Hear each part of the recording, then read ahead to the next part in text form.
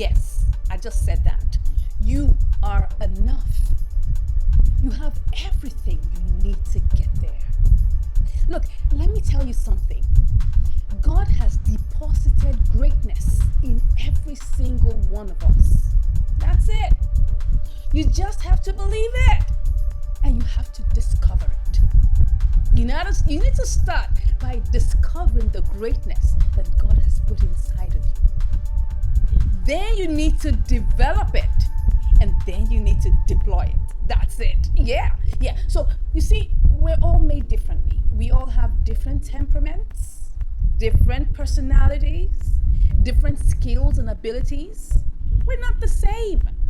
Okay, let me give you some psychology class, right? You know, I'm a psychologist, so let me get into my psychology world. We have two major categories of people. We have extroverts and we have introverts, okay? Under the extroverts, we have the cholerics and we have the sanguines. Under the introverts, we have the phlegmatics and we have the melancholics. And each of us have different characteristics, different peculiarities.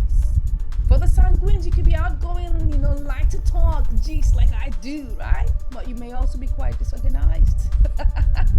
You might be quite diplomatic, or maybe you may like to tell some lies sometimes. But God has put in you the ability to speak, to communicate, to convince. He has given you that gift. You may be a choleric who's so concerned about productivity, making sure that everything is done right to time. You might be very blunt. You don't take rubbish, right? But God has given you an ability to be productive, to make sure that you maximize time. You may be a phlegmatic where it's like you need to be pushed 100 times to make one decision. But you may also be that humanitarian who cares about people, who is into helping, philanthropy. God has put something in you. You may be that phlegmatic that doesn't like to be in front, but you like to be at the backside where you are helping out in the grind. You may be that very reliable, steady supporter as a phlegmatic. You may also be that melancholic who thinks and is so critical about themselves and maybe wondering about every single mistake you've made in life, and you're always beating down on yourself. But you may also be that perfectionist that sees and has an eye for detail as a melancholic. Now, can you see that we're all different? We are enough. A lot of times we have what we call imposter syndrome. Yes, we're thinking like we're never good enough. We are good enough. Be content with what God has deposited into you. You just have to discover it.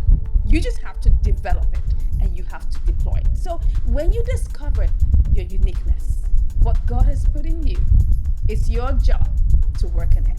It's your job to shine it.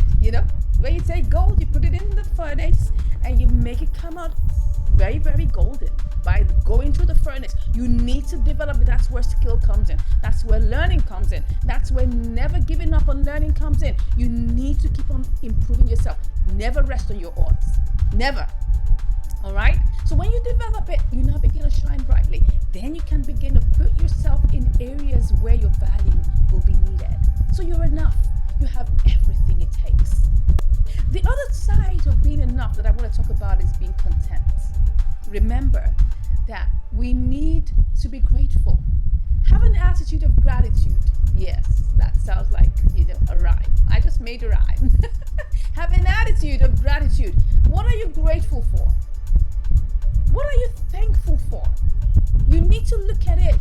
A lot of times we feel like we need to have the whole world to be content. No, we need to be grateful for the little mercies that we enjoy every single day. Be thankful. Like people say, have a gratitude journal, right? Write down what you're grateful for today. Thank God for life, that you can even breathe. I'm telling you, I once had one of my, relatives, right? My sister-in-law, to be precise, have a ventilator attached to her lungs because she couldn't breathe by herself. Be thankful that you can breathe. Be thankful that you can eat. Some people need to have a pipe pass through their nose before they can feed. Be grateful that you can walk around. You have limbs. Your legs leg is working, your hands are working. Be grateful. You may not have everything you want. I agree. But you may have that little that you should be thankful for. When you're thankful for little, God will give you more. Okay, so I just want to come over here and share with you that you are enough. You have everything.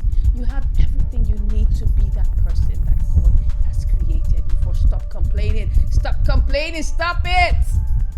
Get up and go. All right? Go manifest. Go show forth the greatness that is within you because God has given you that greatness. Okay? Anyways, if anything I said resonated with you, please go ahead and drop it in the comments.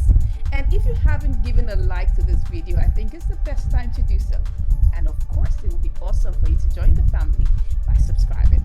Thank you once again, and